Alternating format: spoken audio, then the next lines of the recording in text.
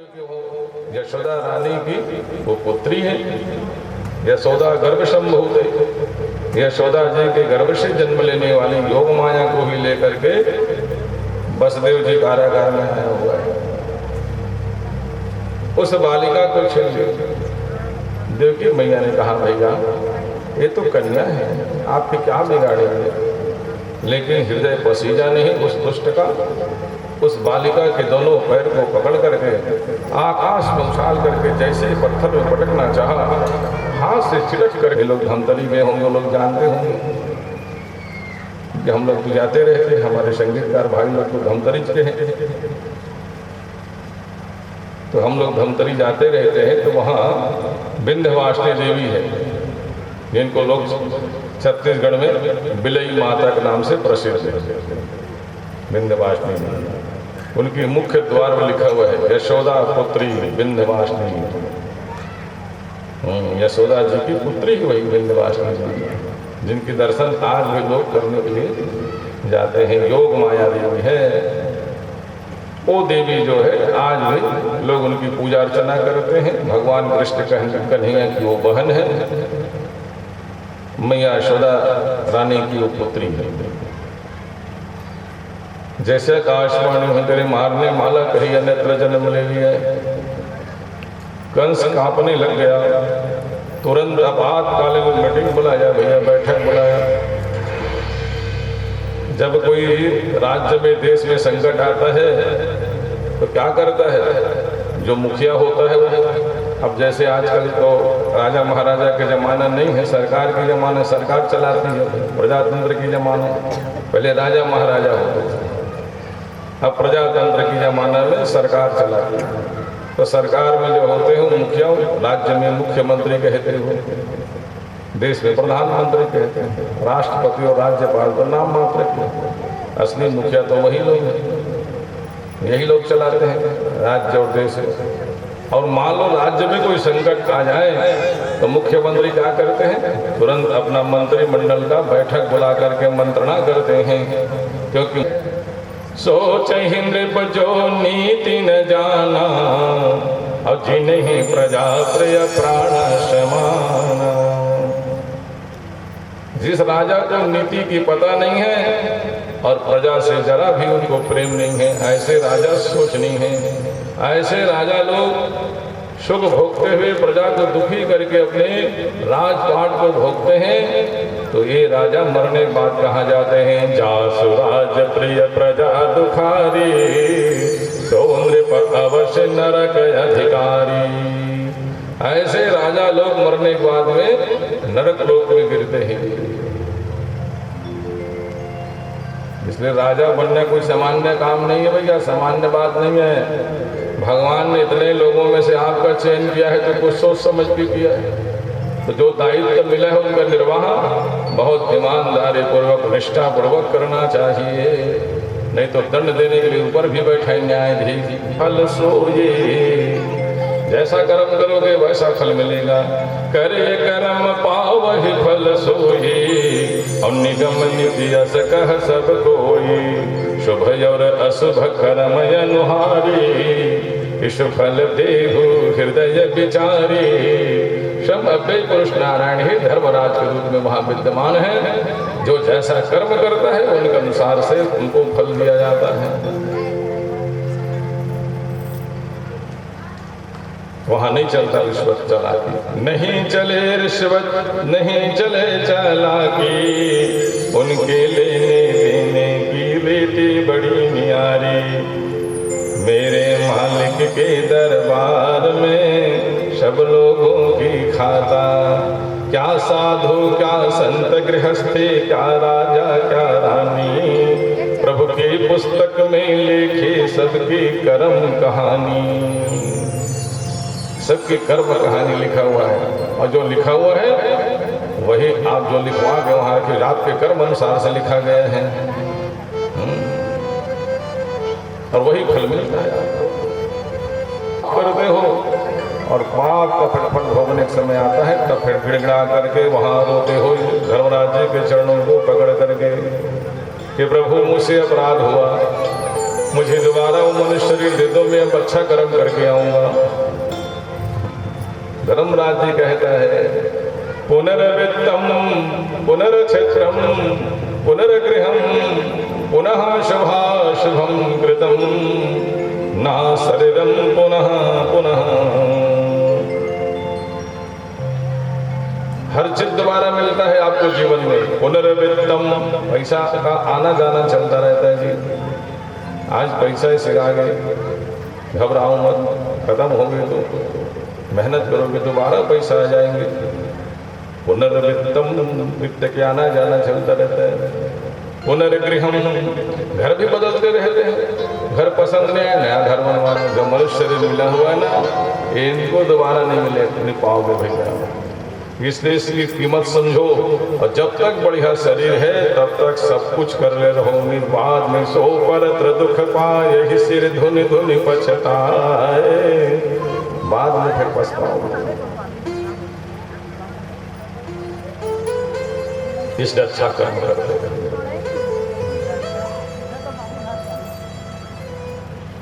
तो अच्छे कर्मों का फल अच्छा मिले। हमें क्या करना चाहिए, क्योंकि वो अष्टभुजी दुर्गा जो है प्रकट होकर के क्या बोली है कि हमारे मारने वाला कहीं अन्यत्र जन्म ले चुका है। पता लगाओ कैसे क्या क्या करना चाहिए, मारने के लिए क्या योजना बनाना चाहिए। कुछ लोगों ने कहा महाराज 10 दिन के अंतर्गत जो बालक जन्म लिया है उनकी हत्या कर देना चाहिए। कंस ने कहा हाँ ये उपाय ठीक बताए हुए। 10 दिन के अंतर्गत जितने भी बालक आसपास में जन्म लिए हैं सबकी हत्या करवा दो महाराज, भक्त करवा दो। ढूंढ ढूंढ करके मारते हैं। कंस ने आज्ञा दे दिया अपने जितने सब अनुचर से सब सेवकों को बुला करके कहा जाओ रे आसपास में पता लगा के आओ। हाँ जहाँ जहाँ 10 दिन के अंतर्गत बालक जन्म लिया है ढूंढ ढूंढ करके मार डालो। मथुरा सहित आसपास के जितने सब गांव के बालक जन्म लिया है पता लगाया, और उस बालक 10 दिन के अंतर्गत है तो छिन करके उनको मार डालते थे। ऐसे जघन्य पाप करने लगा, शिशु हत्या करने लगा। शिशु हत्या करना भयंकर पाप है। ऐसा जघन्य अपराध किया दुष्ट कंस ने।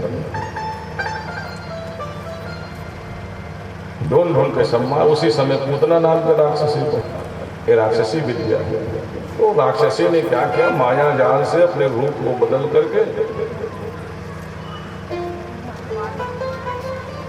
जैसे कोई संभ्रांत घराने की कोई महिला दिखाई देती ना वैसे सुंदर रूप बना ली। ऐसे सुंदर रूप बनाए कि कोई देखे पहचाने न पाए कि राक्षसी है। और क्या किया, शरीर तो सुंदर लेकिन अंतःकरण में छल छिद्र कपट भरा हुआ है। अब भगवान का कहना है कि जिनका मन निर्मल हो वो मुझे पसंद है। निर्मल मन जन सो मोहि पावा, मोहि कपट छल छिद्र नहीं भावा। कपट छल छिद्र भगवान को कतई पसंद है। इस कथा से व्यक्ति को शिक्षा लेना चाहिए। राम जी के पास में गया सुपनखा, सुंदर है ना, सुपनखा गई सुंदरी बन करके, लेकिन भगवान ने सुंदरी नहीं कहा।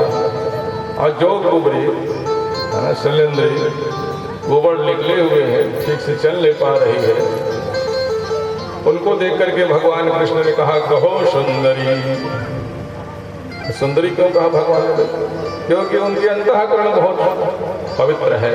तो जिनके अंतःकरण पवित्र हो वो सुंदर है। सोई पावन सोई सुभग शरीरा, वही पावन शरीर है और वही सुंदर शरीर है। जो छल छाड़ी भजहु रघुवीरा, जो छल को त्याग करके भगवान रघुवीर के चरणों की वंदना करते हैं, प्रेम करते हैं उनके चरणों से, वही सुंदर है।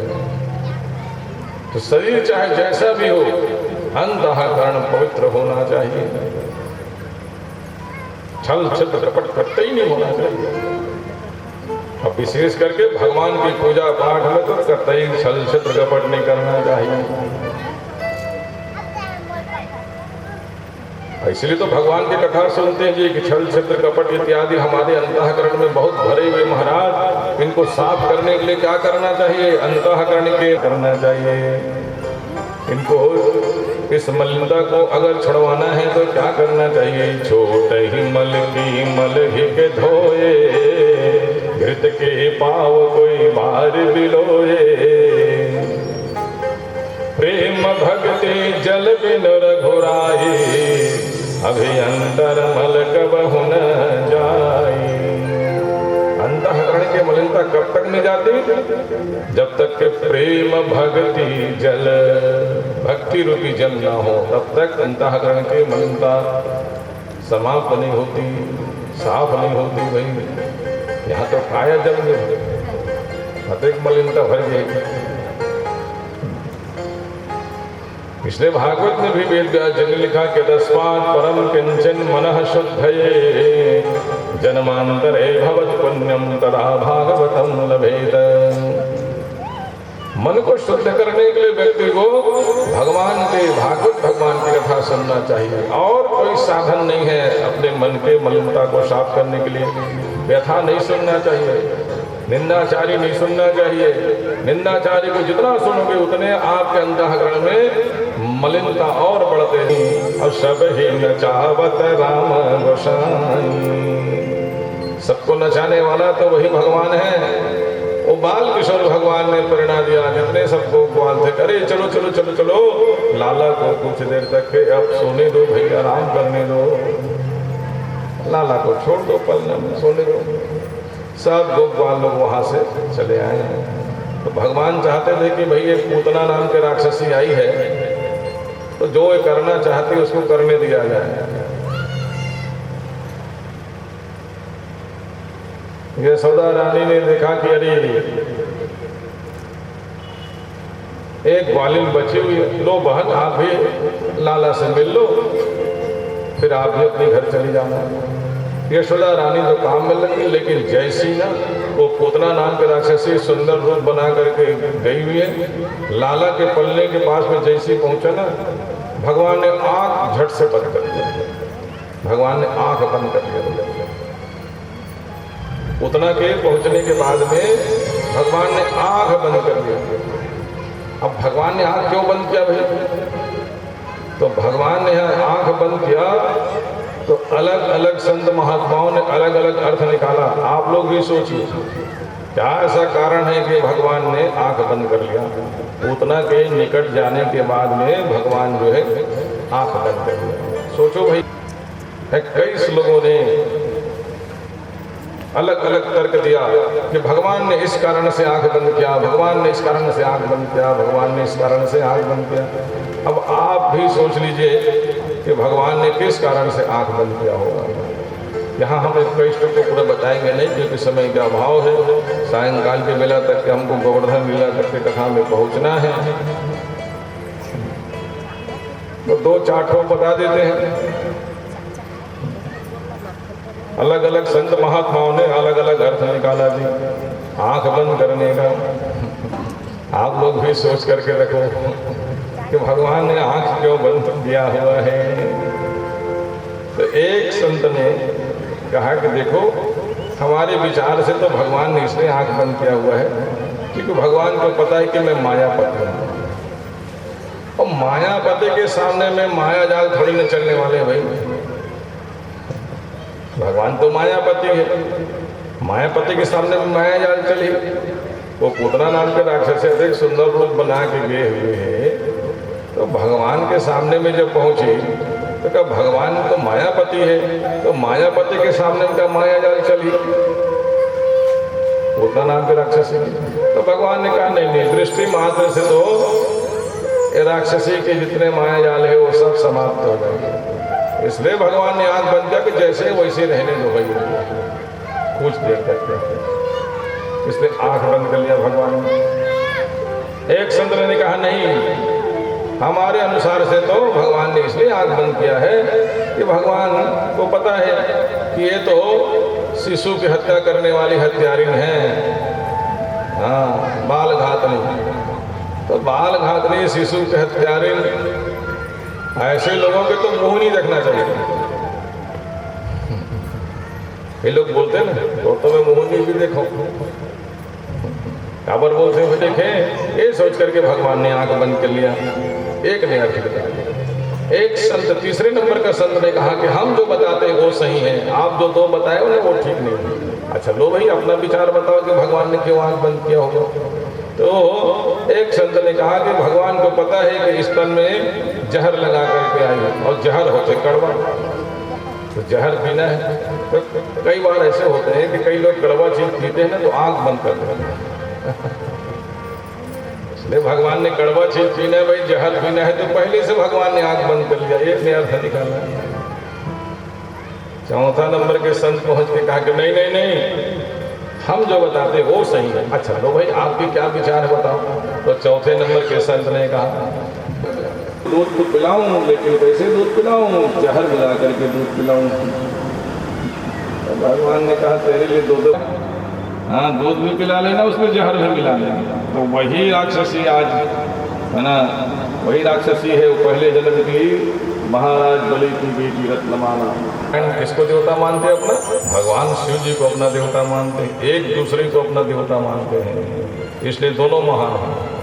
हाँ शिव कहता है नारायण श्रेष्ठ है, नारायण कहता है शिव श्रेष्ठ है, इसलिए दोनों श्रेष्ठ हो गए।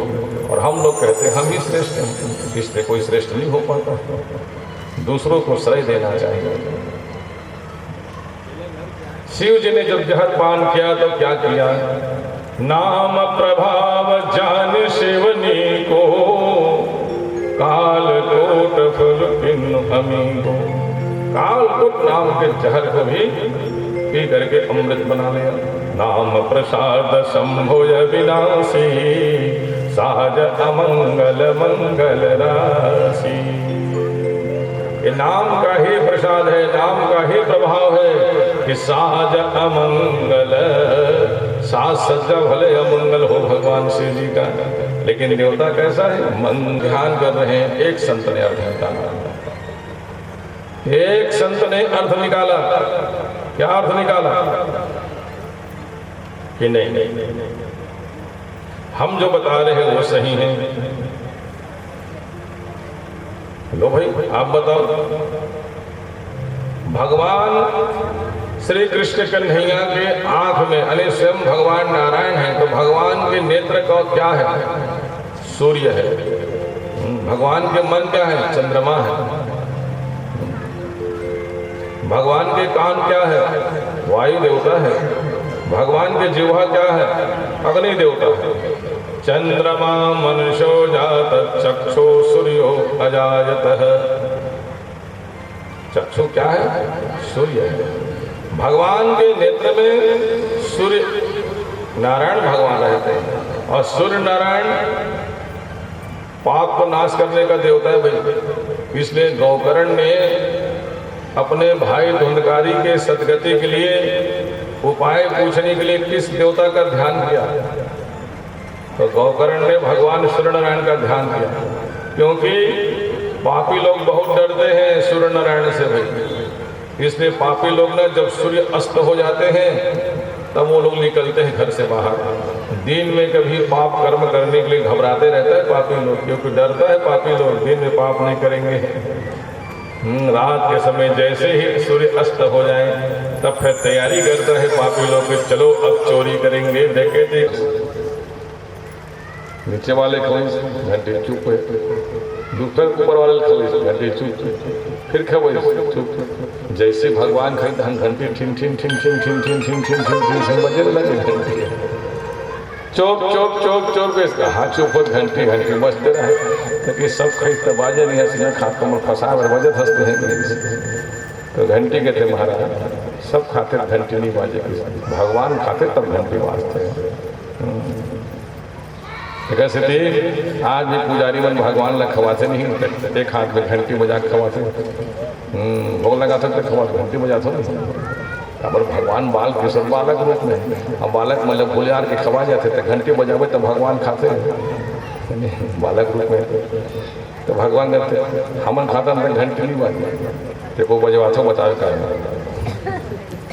कौन बजा ही गए हम था बोलते। नहीं खाते घंटे रह के खा लगी, ऐसे बजा के कोई दूसरा थोड़ा ना बजाएंगे।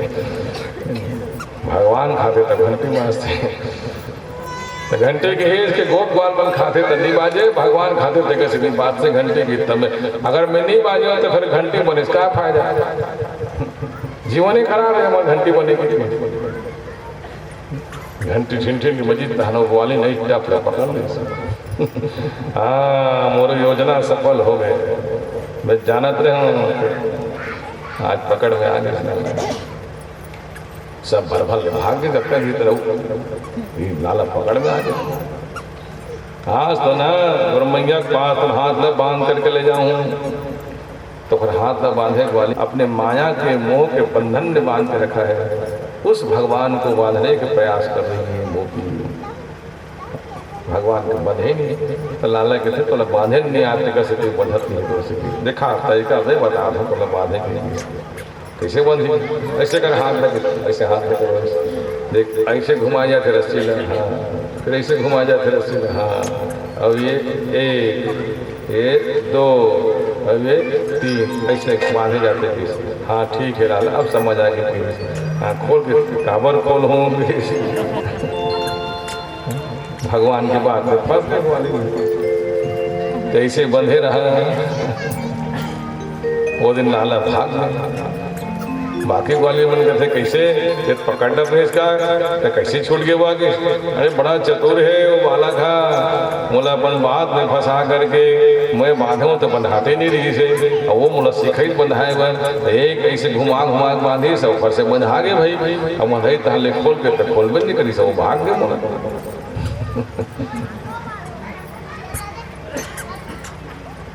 एक ग्वालिन कहते कि देखो एक दूसरा तरीका बता रहा, बाहर से संकल्प लगा दे रहो और एक ग्वालिन चुपचाप छुपे रहो, बाकी ग्वालिन मने से बाहर में बैठे रहो। दूरिया में जहाँ लाला मन खिले तेन और उमन जान डरी कि ग्वालिन में बैठे कि नहीं, और उमन जाही सुनसान और एक जन ग्वालिन छुपे नहीं।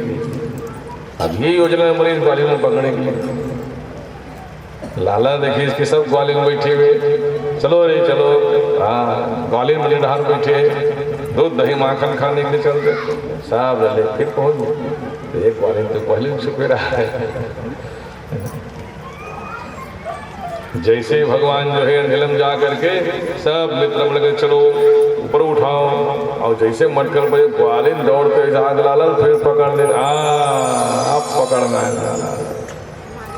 अरे तो वही ग्वालिन ने इसका ते हाथ में बांध रहे तेने वाले नहीं ग्वालिन मत ले जा, मैया बहुत डांटी है ना, लेकिन ग्वालिन कहते थोड़ा डांटी हमन सुन बुन देख बुन कैसे डांटते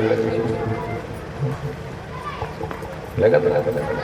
तो भगवान ऐसे हाथ पकड़े तो पहली जमाना में सील ढक के चली गई, वो जमाना सिर आ गया, सील ऐसे ढक के चले। कोई पुराना कोई भी अपन से बड़े कोई व्यक्ति आए तो गांव की स्त्री में सिले से ढक सिर चेहरे में लिखी।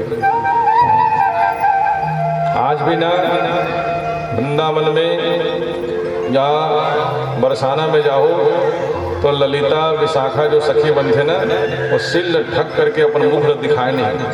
हाँ एक बार मैं गया था, और पिछले बार जो गया था तो उस समय तो राधा रानी के जयंती निधि से, एक बार मैं राधा रानी के जयंती में गए हो, राधाष्टमी, तो राधाष्टमी में गए हो ना, तो राधा जी के जयंती के दिन फिर जन्माष्टमी के दिन, राधा जन्माष्टमी के दिन ना वहाँ के स्त्री मन ललिता विशाखा ऐसे सखी बन करके ना सिल ऐसे ढके रहे थे, और ललिता सखी की बधाई हो भैया, विशाखा सखी की बधाई हो भैया, ऐसे के ना कुछ मान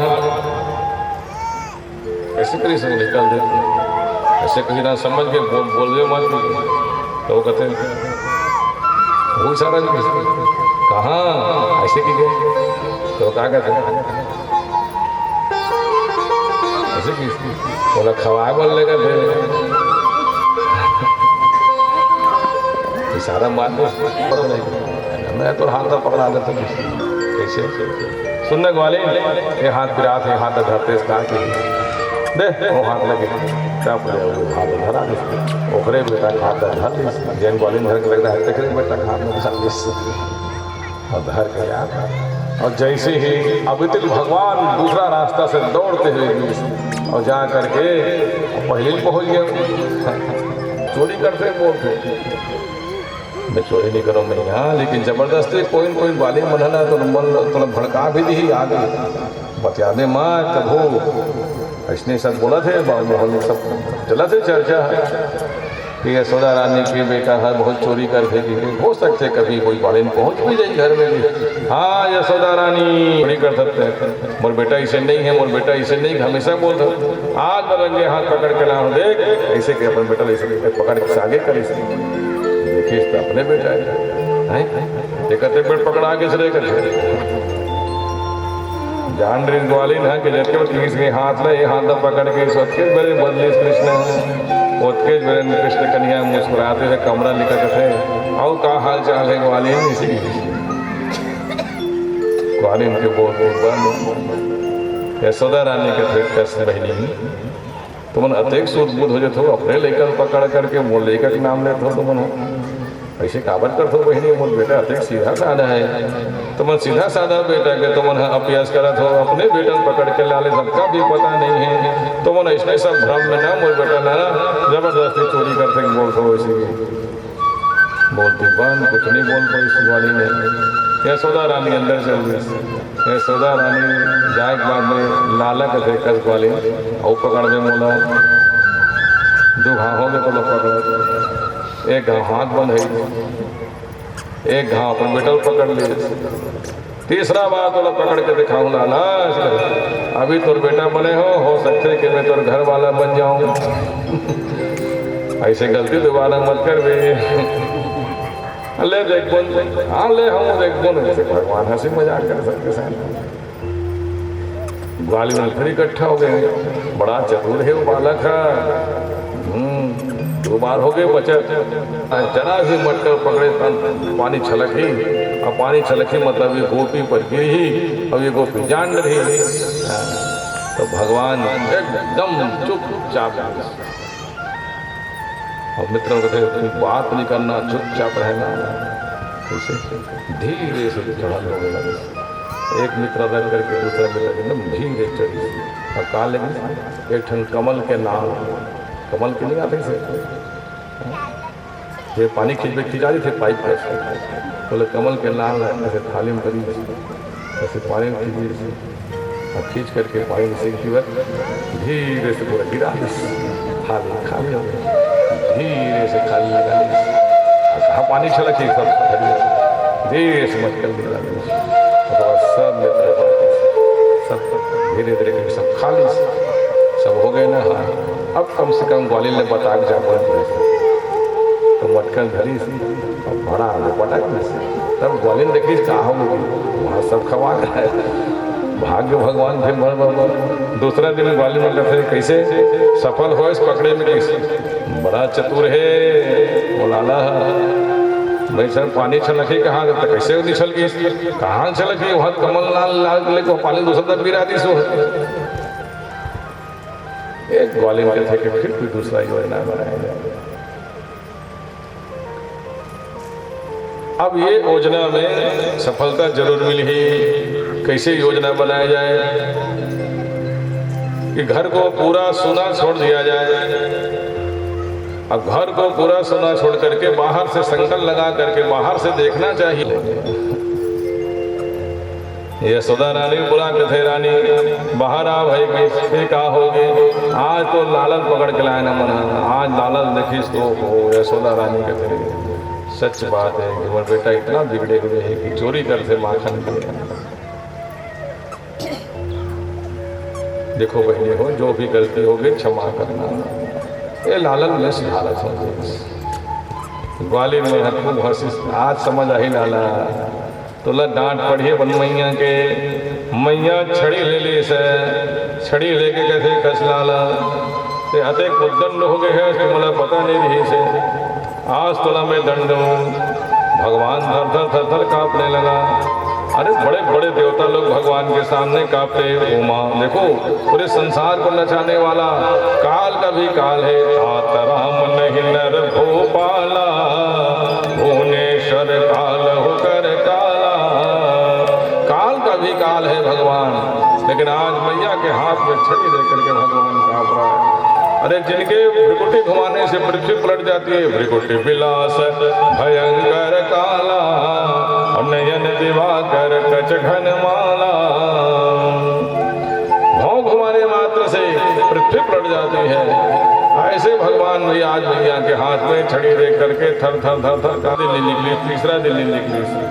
ग्वाली में व्याकुल हो गए, भगवान लब बिना देखे कावर। अरे भगवान लब देखे तब मुकम्मल के मन प्रसन्न हो। आज भगवान 3 दिन हो गए, 4 दिन हो गए, भगवान निकलत नहीं है।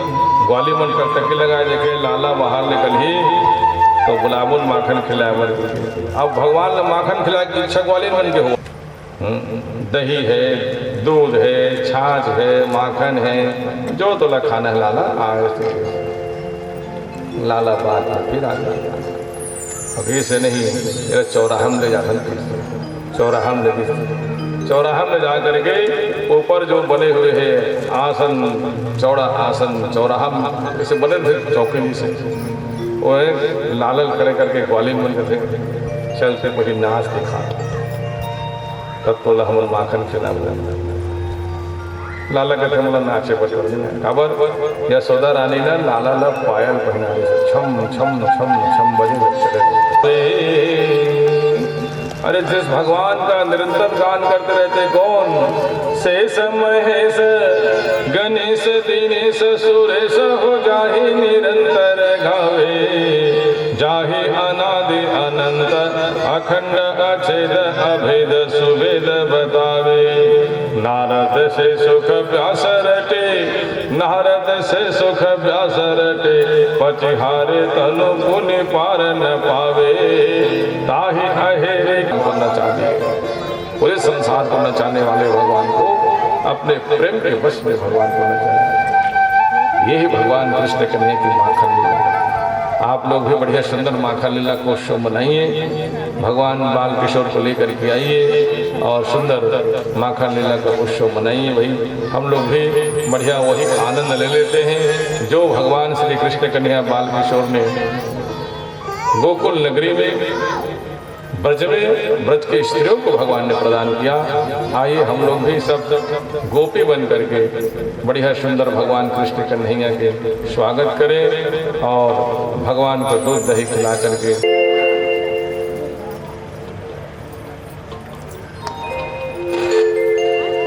नटे खट नंद किशोर,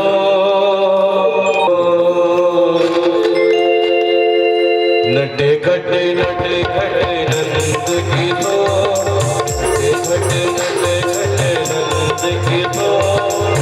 माखन खा गयो माखन चोर, माखन खा गयो माखन चोर। नटे खट नंद किशोर, माखन खा गयो माखन चोर, माखन खा गयो माखन। कभी कुंड में कभी कदम में हाथ नहीं हुआए, यही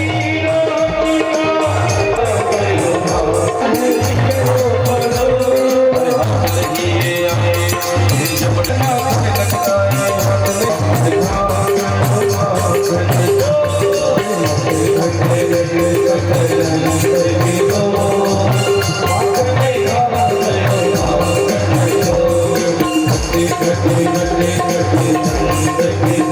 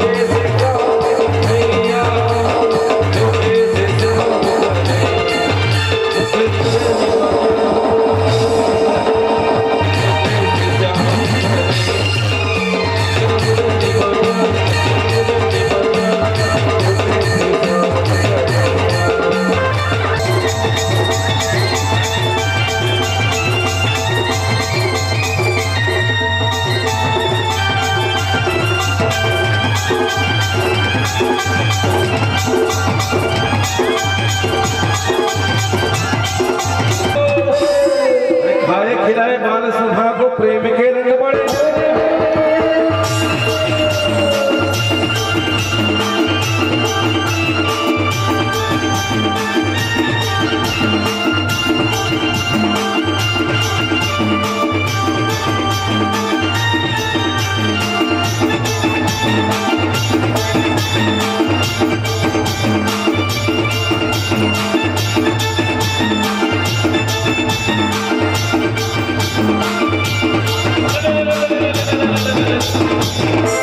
मटकी फोड़े भैया मरने सखा ये बताओ के भैया अरे आगे आगे कृष्ण चले और पीछे यशोदा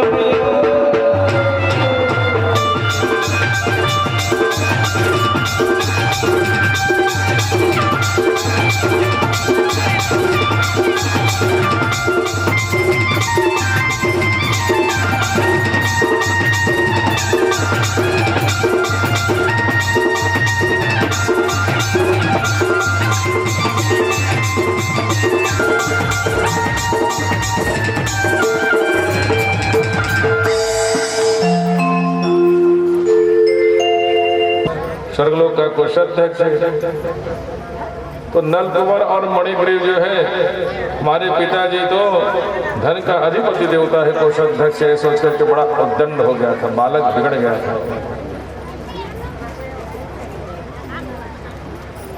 एक बार ये दोनों मणिग्रीव और नल कुंवर जो है नदी में निर्वस्त्र होकर के स्नान कर रहा था और नारद जी महाराज उसी नदी के किनारे से उसी सरोवर के किनारे से भगवान का कीर्तन करते हुए जा रहा था। नल कुंवर और मणिग्रीव निर्वस्त्र होकर के नहाते हुए नारद जी से कहा कि ओ मुनिवर, ओ मुनिवर, ओ मुनिवर, ऐसे पुकारने लगे। भाई नारद जी ने देखा कि कौन पुकार रहा है, तो क्या देखा कि कुबेर जी महाराज का दोनों पुत्र नल कुंवर और मणिग्रीव निर्वस्त्र होकर के नहा रहा है। नारद जी ने कहा कि साधु संत महात्माओं के सम्मान करना जानते नहीं हो, निर्वस्त्र होकर के नहा रहे हो और पुकार भी रहे हो, इधर देखो बोल करके। तुम लोगों की बुद्धि जड़ हो गई, जाओ तुम लोग जड़ की योनि में चले जाओ, श्राप दो। नारद जी ने नल कुंवर और मणिग्रीव ने नारद जी के चरणों को पकड़ करके क्षमा मांगने लगे। नारद जी ने कहा जाओ तुम लोग जड़ के योनि में जाओगे, लेकिन भगवान नारायण जो है द्वापर काल में कृष्ण के रूप में अवतार लेगा, तो तुम दोनों का तो नहीं है ना। नारद ने कहा नहीं है। उसी दिन यशोदा रानी ने उस गोकुल नगरी को छोड़ने का विचार बना लिया। अपने पति देव के पास जाकर के कहा स्वामी अब हम लोग गोकुल नगरी में रहेंगे। क्यों देवी? जब से लाला जन्म लिया है तब से कुछ न कुछ उपद्रव होते रहते हैं, राक्षस लोग पहुंच जाते हैं। आज आंधी न तूफान, फिर भी दोनों वृक्ष जो है नीचे गिर गया भाई उखड़ करके। अब नहीं रहना चाहिए यहाँ, गोकुल नगरी छोड़ दिया जाए। तो गोकुल नगरी को छोड़ करके नंद बाबा ने एक गांव बसाया। उस गांव को हम लोग कहते हैं नंदगांव। आज भी जाओगे मथुरा नगरी के ना तो गोकुल, नंदगांव, बरसाना ये सब निकट में है, मथुरा के आसपास नहीं है।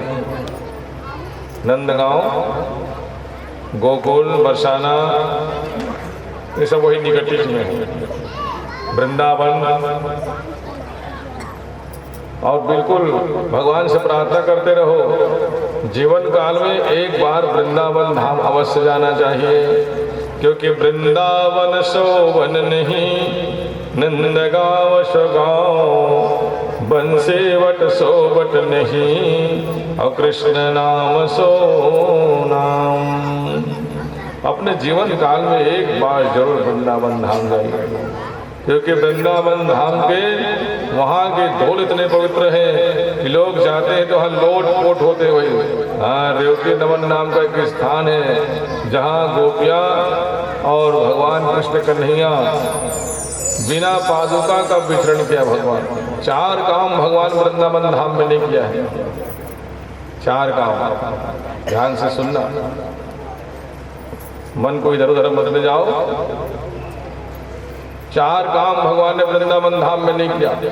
पहला काम, भगवान जो है सिलाई वाला कपड़ा नहीं पहना।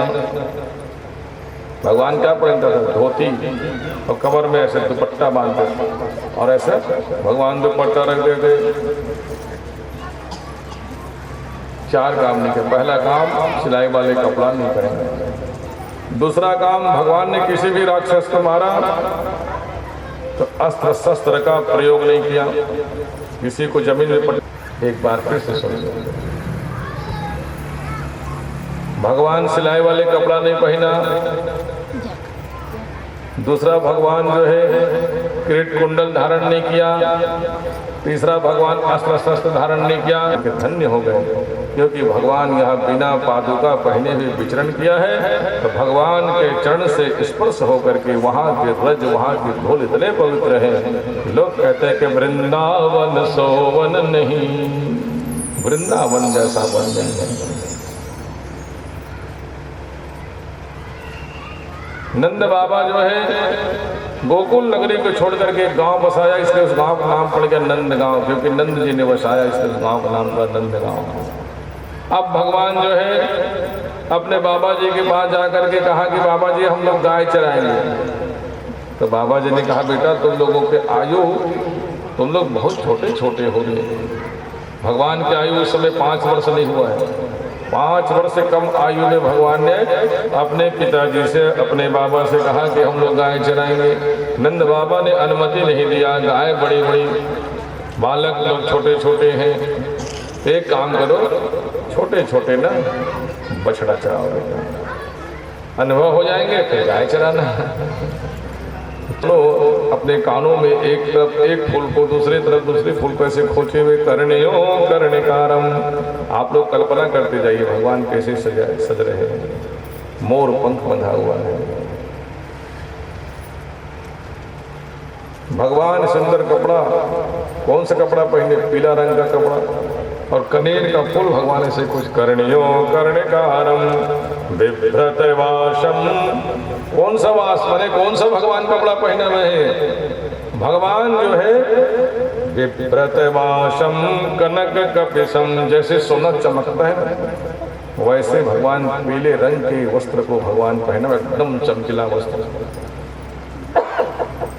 कनक कपिसम, माला कौन सा पहना? वैजयंतीम च मालाम, वैजयंती माला पहना हुआ है। और रंध्राण वेणुरधर सुधयाम पुरयन कोप बिंदे। वेणु पकड़े, बांसुरी पकड़े भगवान, और अपने अधरामृत में ले जाकर के भगवान सुंदर उस बांसुरी को बजाते हैं। और बांसुरी जब बजा लेते हैं तो भगवान उसी बांसुरी को, कमर में जो फेटा लगाए हुए उसी में भगवान उस बांसुरी को खोजते हैं। रंध्राण वेणुरधर सुधया, और साथ में कौन है? पुरियन गोप वृंदी, गोप बाल भी साथ में है, अकेले नहीं। सब अपने मित्र मंडली, तनसुखा, मनसुखा, श्रीधामा, भद्रसेन, ऋषभ, मधुमंगल, ऐसे मित्रों को लेकर के भगवान जो है वृंदावन के धराधार की तरफ जाते थे। तो क्या नाथ नाथ दे मोहर बदंती, जोर जोर से चिल्लाते थे, कोलाहल करते हुए कुंज गली कोलाहल करते हुए, हे कृष्ण, हे गोविंद, हे माधव, ऐसे गोप ग्वाल लोग चिल्लाते हुए कृष्ण कन्हैया बलदाऊ भैया के साथ जाते थे। लाला और दाऊ जी के साथ जाते थे, भगवान से मिलने करते थे। वहाँ व्यंजन लेकर के आने के लिए कहा, जिनको जिनको जैसा जैसा व्यंजन प्रिय हो लेके आना। अब दूसरे दिन बढ़िया सब मित्र लोग बढ़िया बढ़िया पकवान लेकर के जाने लगे। तो भगवान ने अपने बड़े भैया से कहा, भैया आज आप मत जाओ। तो बलदाऊ जी ने कहा, पान तो मंगवाए हो और आज मना कर रहे हो, क्या बात है? तो भगवान कृष्ण कन्हैया ने कहा, भैया आप तो जानते हो दोनों सर्प वाले लीला है, एक तो अघासुर अजगर बन के आया तब, और दूसरा कालिया नाग। हाँ, कालिया नाग का मान मर्दन किया तब भगवान अपने बड़े भैया बलदाऊ को मना कर दिया था। तो उस दिन भी भगवान के साथ में नहीं था, कालिया नाग के मान मर्दन किया था। तो आज कहा कि नहीं आज मत जाओ भैया। लो भाई हम रुक जाते हैं। बलदाऊ जी कृष्ण कन्हैया अपने गोप ग्वाल के साथ बढ़िया सुंदर वहां पहुंचा। जब पहुंचा वहां तो गोप ग्वाल ने बढ़िया सुंदर बछड़ा चढ़ाते हुए कहा कि अब भोजन कर लेते हैं लाला। तो चलो भोजन कहाँ करें भाई? वो देखो गुफा, उस गुफा में चलते हैं। लाला ने देखा कहाँ है गुफा भाई? तो वही समय कंस का भेजा हुआ राक्षस अघासुर जो है अपने मुख को खोल करके बैठा हुआ है। हाँ, सब विशाल अजगर बना हुआ है और मुख को ऐसा खोला कर जैसे कोई गुफा है वैसे दिखाई देता। माया शक्ति से विशाल अजगर बना हुआ मुख खोल करके। लाला जान गया कि साधारण कोई ये अजगर नहीं है, अब ये कोई गुफा नहीं है, ये तो राक्षस ही है जो अजगर बन करके मुंह को ऐसा खोल के बैठा जैसे कोई गुफा लग रहा है। बालक लोग को भ्रम हो गया कि कोई गुफा है, चलो इसे गुफा के अंदर बैठ करके भोजन करेंगे। लाला ने कहा मत जाओ मत जाओ मत जाओ, कोई गुफा नहीं है। लेकिन लाला लोग उसे अजगर के मुख में घुसने लग गया कि गुफा है। वाह, बहुत बढ़िया जगह है, देखो तो गरम गरम वायु बाहर निकल रहे हैं अंदर से। तो तापमान को बढ़ाया और आकृति को बढ़ाना चालू कर दिया। आकृति बढ़ने लगा, तापमान बढ़ने लगा, तो वो अघासुर व्याकुल होकर के छटपटाने लगा। उगलना चाहे तो उगल न पाए, निगलना चाहे तो निगल न पाए, कंठ में फंस गए। और तापमान ऐसे लगे कि जानो मानो कोई आग के गोलन निकल गया उनका। अतिक तापमान भगवान ने बढ़ा दिया, व्याकुल होकर के छटपटाने लगे और देखते देखते प्राण छूट गया। मरने के बाद में पेट से बाहर निकाला अपने मित्रों को और सबको फिर से जो मूर्छित हो गया था उनको ठीक किया। लाला से मित्रों ने कहा कि मित्र आज आप नहीं रहते तो हम लोग नहीं बच पाते, आपने ही हमारे प्राण बचाए। चलो चलो चलो भोजन कर लेते भाई। तब भगवान ने भोजन करने के लिए सभी मित्रों से कहा क्या क्या लेके आए हो? तो भगवान ने गोल से ऐसा बिठाला चारों तरफ सबसे मित्रों पर, बीच में भगवान बैठा। अच्छा तनसुखा क्या लेके आओ भैया, अच्छा मनसुखा क्या लेके आओ, त्रिदामा क्या लेके आओ। ऐसे गोल भगवान चारों तरफ देख रहा है क्या क्या लेके आए हुए हैं भोजन को। सबके भोजन को देख करके भगवान प्रसन्नता पूर्वक बोलने की बात, क्या क्या बढ़िया भोजन लेके आए हो। हाँ, भगवान ने प्रशंसा करते हुए कहा कि देखो आज भगवान ने क्या बढ़िया श्लोक लिखा बेटा व्यास ने। बिभ्रत वेणुं जठर पटयो श्रृंग वेते च कक्षे वामे पाणो मासृण कवलम तद फलान्नजंगुलेषु। भगवान जो है आज भी इतना चमकीला, वाह वाह क्या बढ़िया श्रीरामा जो है भोजन खिचड़ी लेके आए हुए। सब अपने अपने पसंद के अनुसार से भोजन लेके आए हुए, सबके भोजन की भगवान प्रशंसा कर रहे हैं। तो सभी मित्रों ने कहा कि मित्र आप क्या लेके आए हो पहले ये बताओ भाई। तब देखो भागवत में लिखा हुआ है भगवान क्या लेके आए हुआ है।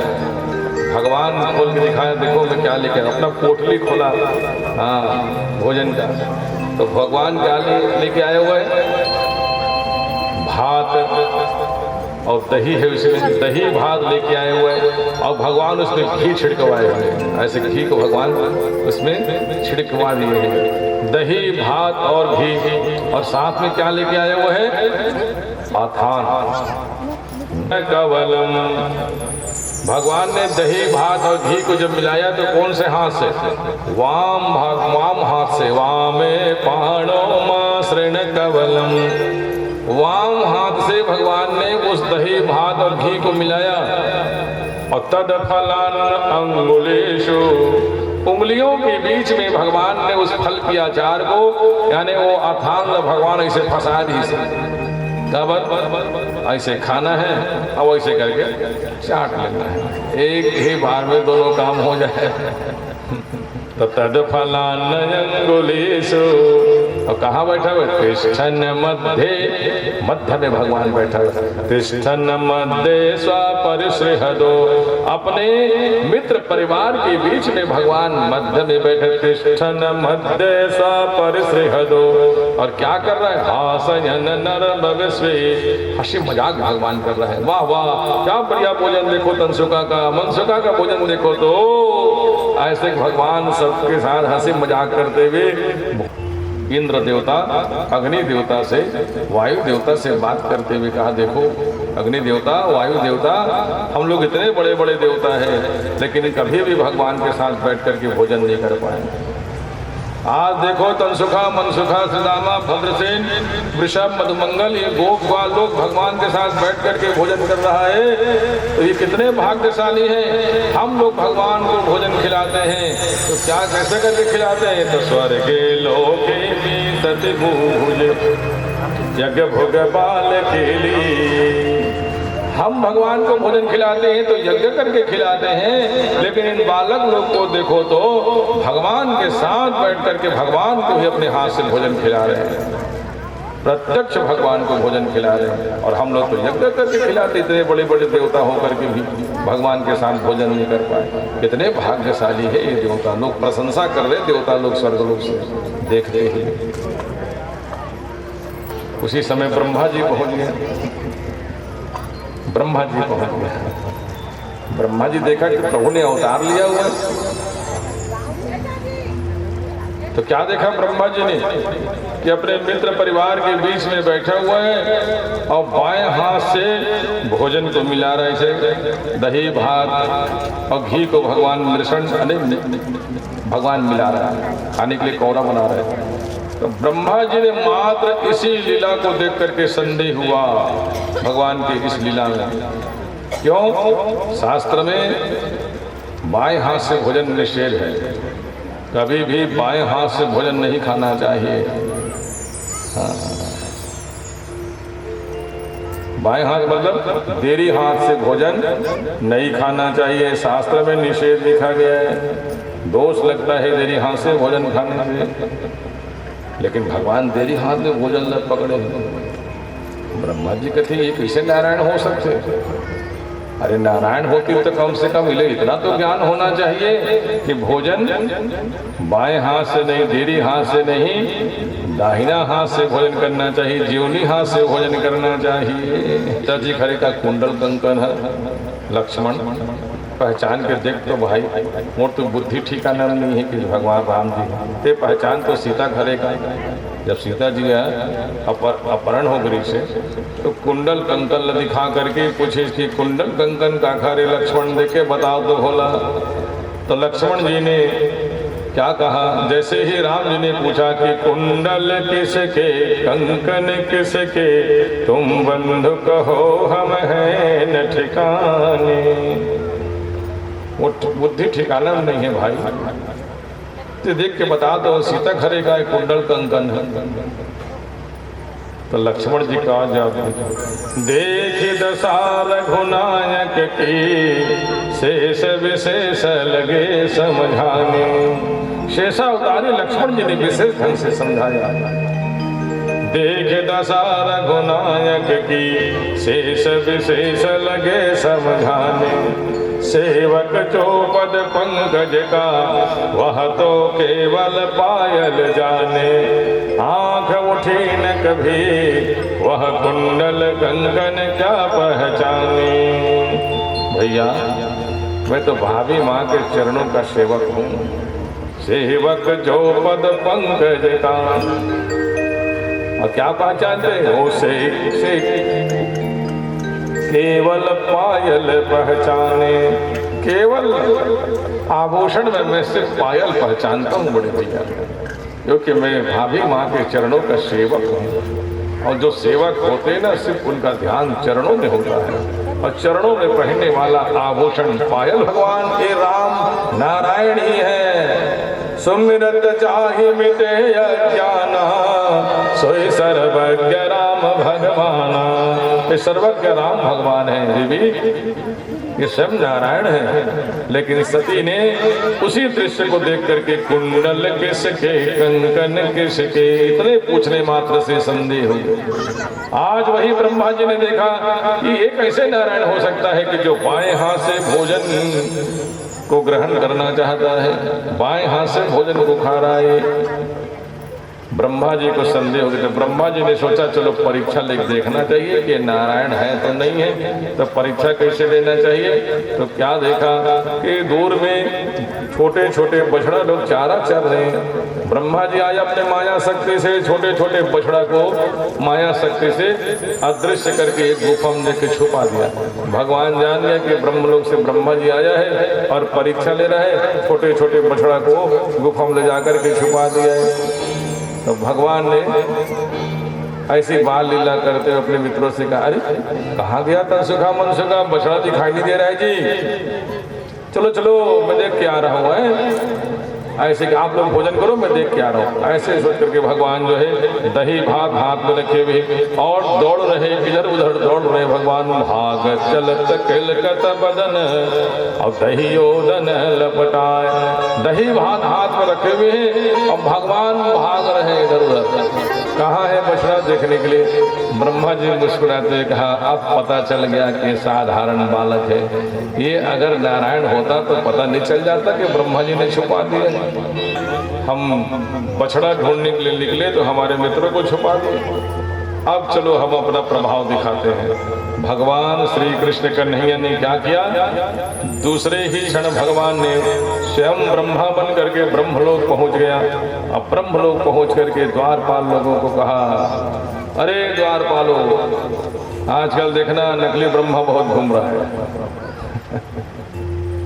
सावधान रहना, कभी भी पहुंच सकता है नकली ब्रह्मा। द्वारपाल सेवकों ने कहा, पहरेदार लोगों ने कहा कि बिल्कुल स्वामी, आप बता दिए तो हम सावधान रहेंगे। हाँ, कभी भी पहुंच सकता है, तुम लोग सावधान रहना, नकली ब्रह्मा बहुत घूम रहे हैं। और गया। अब ब्रह्मा जी सिंहासन में भगवान स्वयं कृष्ण कन्हैया ब्रह्मा जी बन करके बैठ गए। अब असली ब्रह्मा जी पहुंचा भैया ब्रह्मलोक में। जैसे दरवाजा में पहुंचा तो द्वारपाल लोगों ने कहा, कहाँ जा रहे हो। ब्रह्मा जी ने कहा, तुम लोगों का दिमाग खराब है क्या, मूर्ख कहीं के अपने ही स्वामी से पूछते हो कहाँ जा रहे हो, ब्रह्मा से पूछते हो। तो द्वारपाल लोगों ने कहा, अच्छा नकली ब्रह्मा आया हुआ है। हमारे स्वामी अभी अभी ब्रह्मलोक में प्रवेश करते समय ये कहा कि नकली ब्रह्मा बाहर में घूम रहा है। और देखो तो नकली ब्रह्मा की हिम्मत देखो, तो इस ब्रह्मलोक में प्रवेश करना चाहता है। चलो भागो ऐसे धक्का देख ब्रह्मा जी को ऐसे पीछे कर दिया। ब्रह्मा जी ने सोचा कि अरे मेरे ही नौकर चाकर, मेरे ही पहरेदार मुझे नहीं पहचान पा रहे, हो क्या रहा है। तो ब्रह्मा जी ने सोचा कि अभी अभी ब्रह्मा जी अंदर गया है, तो अभी अभी कौन ब्रह्मा अंदर गया भाई। ऐसे किसी देवता में तो साहस नहीं है कि ब्रह्मा को रूप धारण करके मेरे सिंहासन में जाके बैठ जाए, जरूर कुछ रहस्य है। तो ब्रह्मा जी ने आंख बंद करके ध्यान लगा के देखा कि मेरे सिंहासन में बैठने वाला है कौन। तो क्या देखा कि हे सुरवरी रोचने साक्षात भगवान विष्णु। क्या देखा, साक्षात अव्यय पुरुष भगवान नारायण कृष्ण कन्हैया ही ब्रह्मा जी बन करके सिंहासन में बैठा हुआ है। ब्रह्मा जी थर थर थर थर थर थर कांपने लगता है कि भगवान ने मुझे अपने इस ब्रह्म पद से हटा दिया और स्वयं ब्रह्मा बन करके बैठ गया। ब्रह्मा जी का पद गया, कहाँ कहाँ मैंने परीक्षा ले लिया भगवान का। अब करो तो करो क्या, मुझे तो अंदर जाने नहीं दे रहा है पहरेदार लोग, ये द्वारपाल लोग तो मुझे अंदर जाने नहीं दे रहे। तो चलो भगवान से क्षमा मांगना चाहिए। तो फिर से क्या क्या, फिर पृथ्वी लोक में आया। और पृथ्वी लोक में आया तो ब्रह्मा जी ने क्या देखा कि वही बाल किशोर भगवान जो है गोप बालों के साथ खेल खेल रहे हैं और छोटे छोटे बछड़ा चारा चल रहे हैं। ये तो मैं सब छुपा दिया था, कहाँ से आ गया बाहर। ये जाके गुफा में देखा तो उतने ही बालक मूर्छित अवस्था में, उतने ही बछड़ा मूर्छित अवस्था में। जो बाहर देखा तो वहाँ खेलते हुए देखा, चारा चरते हुए बछड़ा को देखा। यहाँ वहाँ दो बालक देखा, कमलवत्र साणु वेणु लक्ष्म श्री मृद पद पशुपांग जाया। हे प्रभु, एकमात्र आप ही स्तुति करने योग्य हैं। मैं आपके चरणों में बारंबार प्रणाम करता हूँ। हे प्रभु, आपका यह सुंदर शरीर कितना सुंदर दिखाई दे रहे हैं। हे भगवान, जैसे वर्षा कालीन में मेघ दिखाई देते हैं वैसे सुंदर आपके शरीर श्याम रंग के दिखाई दे रहे हैं प्रभु। और जो आप वस्त्र पहने हुए हो तो जैसे श्याम बादल में जब बिल्ली चमकती है तो वैसे सुंदर चमकीला आपके झिलमिल झिलमिल आपके वस्त्र दिखाई दे रहे हैं भगवान। आपका पीताम्बर ये वस्त्र इतने सुंदर हैं, इनकी शोभा की मैं क्या वर्णन करूं प्रभु। आप जो माला पहने हुए हो सुंदर, ये घुंघची की माला, और सुंदर भगवान जो है कितना सुंदर भगवान माला पहने हुए हैं। घुंघची के माला भगवान पहने हुए थे, तो घुंघची के माला भगवान पहने हुए तो कहते हैं कि घुंघची के माला इतना सुंदर दिखाई देते हैं। कमल के पुष्प अर्थात कमल के जो पंखुड़ी होते हैं ना गुलाबी रंग के, वैसे भगवान के कमल के फूल के समान भगवान को पादुका दिखाई दे रहे हैं, चरण के नीचे भाग दिखाई दे रहे हैं। ब्रह्मा जी ने कहा प्रभु आपके चरण तो कमल के पुष्प के समान दिखाई दे रहे हैं। इसलिए भक्त लोग सदा भगवान के चरणों को ही वंदना करते हैं। मैं बार बार आप लोगों को बताते आ रहा हूँ कि भक्त लोग भगवान को क्या बोलते हैं। हे भगवान राम चरण पंकज मन जासु अलबुध मधुब इव तजहु न पासु।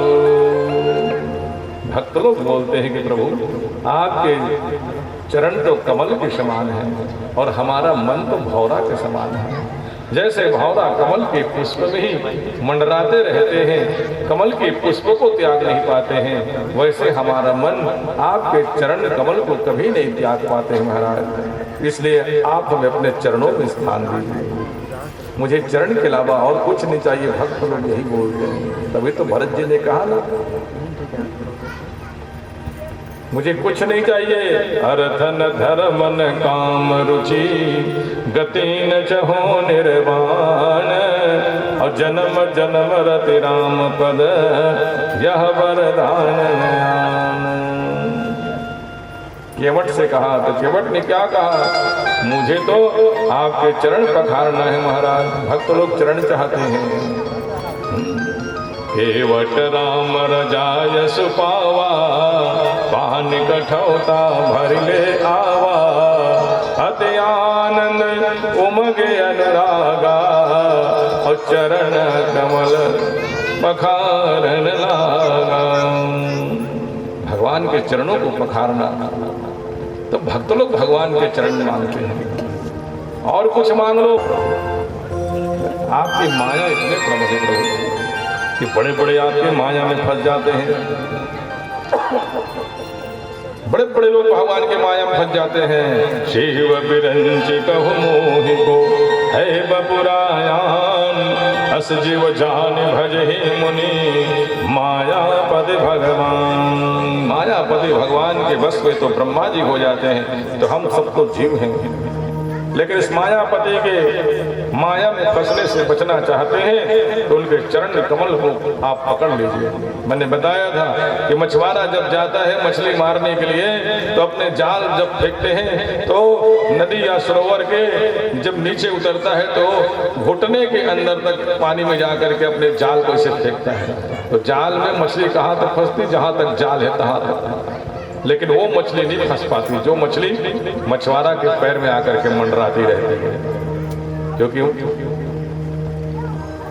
वो जाल तो मछुआरा के पैर में नहीं है, जाल तो दूर में फेंका हुआ है। तो वैसे भगवान ना हमारे नाथ, हमारे गोविंद, हमारे नारायण को इस संसार में माया जाल फेंके हुए हैं, लेकिन इस माया जाल के बंधन में कौन फंसता नहीं है? जो भक्त भगवान के चरणों के निकट में रहता है, भगवान के चरणों के निकट में रहेगा तो भगवान के माया जाल से बच जाएगा। जैसे मछुआरा के जाल से वो मछली बच जाती है जो मछुआरा के पैर के पास मंडराते रहते हैं, क्योंकि जाल तो पैर के पास है नहीं। तो वैसे भगवान की भी माया जाल जो भगवान के चरण रज को पकड़ते, भगवान को पकड़ते हैं, वहाँ व्याप्त नहीं है। इसलिए मायापति के चरणों में ही अपने मन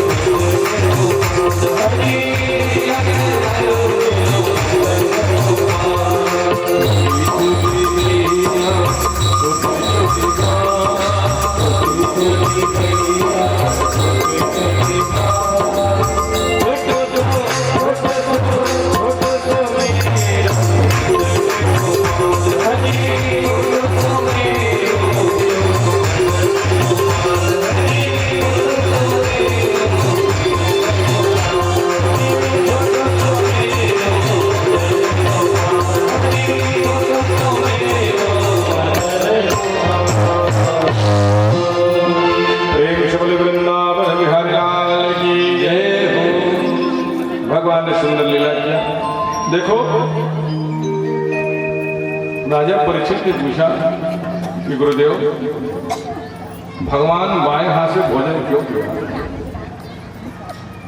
अर्थ निकालते हुए सब बातों को बताया है, लेकिन हमारे पास अभी समय के अभाव है, इसलिए हम एक दो बात बता देते हैं कि भगवान बाएं हाथ से भोजन करने का कारण क्या है।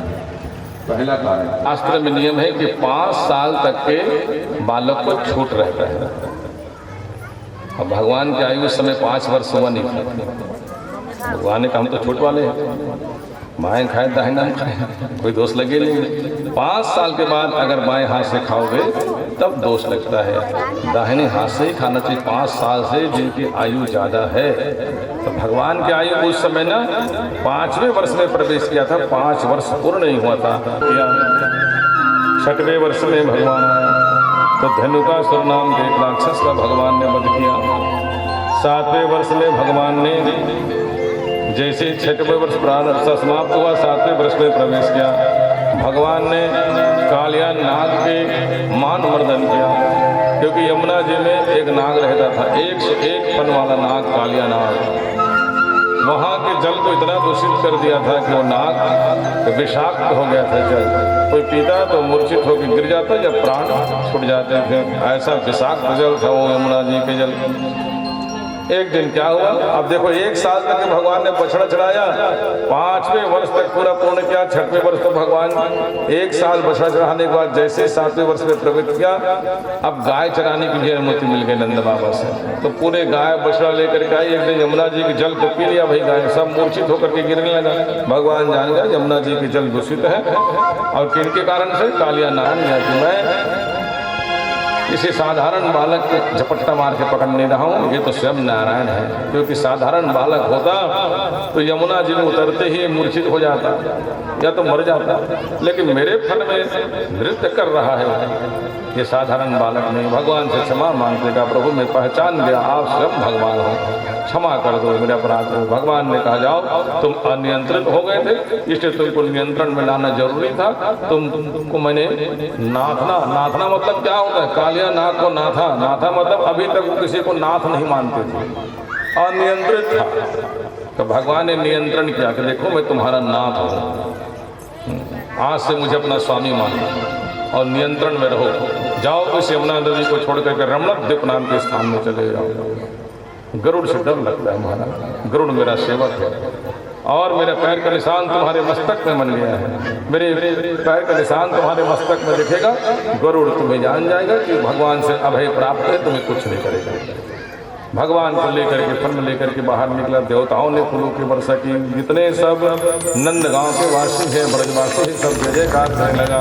प्रेम से बोले कालिया मर्दन भगवान कृष्ण कन्हैया की जय, जय जयकार किया। कालिया नाग उस नदी को छोड़ करके रमणक द्वीप नाम के स्थान में चला गया। यमुना जी के जल शुद्ध हो गए, अब वहाँ के जल का सब उपयोग करने लगा। और देखो छोटे छोटे कुमारी कन्या जा करके बढ़िया स्नान करें। नंद गोप श्रुतम देवी पतिम में कुरते नमः। हे कात्यायनी मैया, हे महामाया देवी, हे जगत की अधिष्ठात्री देवी, एक ही प्रार्थना है। क्या प्रार्थना है? नंद गोप श्रुतम देवी, नंद बाबा के यहाँ जो बालक जन्म लिया है वो हमारे पति हो जाए। ऐसा तो भगवान सबके पति है, सब बोल सकते हैं कि भगवान हमारे पति हो जाए। भगवान तो जगत पति है, आपके भी पति, मेरे भी पति है, पशु की भी पति है, जितने जीव मात्र है उनके पति है, जगत पति है भगवान, सबका पति। तो सब बोल सकते हैं भगवान को।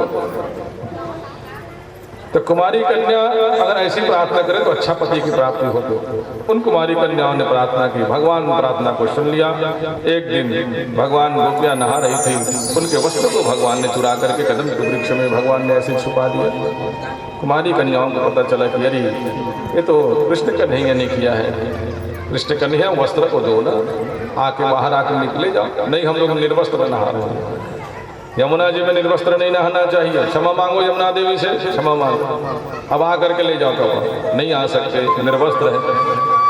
भगवान ने कहा कि मैं स्वयं परमात्मा हूँ, और जब मुझसे संकोच करते हैं वो भगवान को प्राप्त नहीं कर सकते। इतना कहने के लिए सब गोपियां बाहर निकल गई। भगवान ने वस्त्र दिया और कहा 11 महीने रुको, और 11 महीने रुकने के बाद हम शरद पूर्णिमा के दिन महारास रचेंगे। तो अगन के महीना के बाद में 11 महीना के बाद कौन सा महीना आते हैं? कौन सा महीना आता है? आश्विन महीना। आश्विन मतलब कुंवार का महीना, और कुंवार के महीना के पूर्णिमा के दिन, शरद पूर्णिमा के दिन भगवान ने उस वृंदावन के पावन उस वन में, निधि वन में भगवान ने महाराज किया। समस्त स्त्रियों को बुला करके भगवान ने महाराज किया। आज भी उस निधि वन में लोग दर्शन करने के लिए जाते हैं जहाँ भगवान ने महाराज किया। आप कभी भी वृंदावन जाओ तो निधि वन जरूर जाइए, वहाँ भगवान ने महाराज किया। आज भी लोग दर्शन करने के लिए, आज भी ना शरद पूर्णिमा के रात्रि में घुंघरू, पायल, बांसुरी, ये सब आवाज लोगों को सुनाई देते हैं। आसपास लोगों को कोई भी जीव वहाँ सायंकाल के वेला के पश्चात वहाँ नहीं रहते। आज भी प्रमाण है, निधि वन कोई जीव जंतु नहीं ठहरते, सब बाहर निकल जाते हैं। और शरद पूर्णिमा के दिन तो विशेष दिन है, क्योंकि भगवान उसी दिन महाराज किया था शरद पूर्णिमा की रात्रि में। तो भगवान ने सुंदर, आज भी शरद पूर्णिमा की रात्रि में गोपाल समस्त ब्रजवासियों के साथ भगवान वहीं निवास करते हैं। तो उनके बांसुरी, पायल, घुंघरू की आवाज़ सुनाई देते हैं, बांसुरी की आवाज़ सुनाई देते हैं शरद पूर्णिमा के दिन। ऐसे लोग सब मानते हैं और कहते हैं, और लोग जो वहाँ रहते हैं वो लोग जानते भी हैं।